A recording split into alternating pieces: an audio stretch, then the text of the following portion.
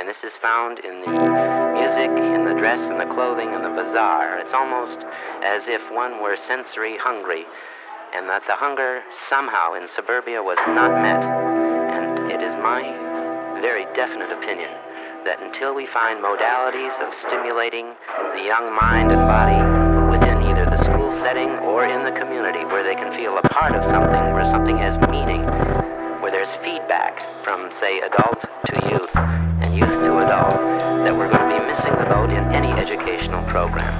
Where did this need for stimulation come from? I think a joint's a little bit more strong than a martini because, well, some people a martini can really smell fine, but a joint usually always takes you hot, gets you high, and a martini, you just feel a little bit better. You don't really get to the point where you can't drive a car or anything.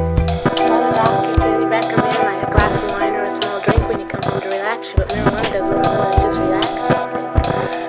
One joint wouldn't do all that much unless it was pretty powerful, but I think if you just want to relax a little bit, that's why a lot of people smoke. Just relax themselves a little bit. I don't say if you're disgusted, go home and get stoned, That's not the idea.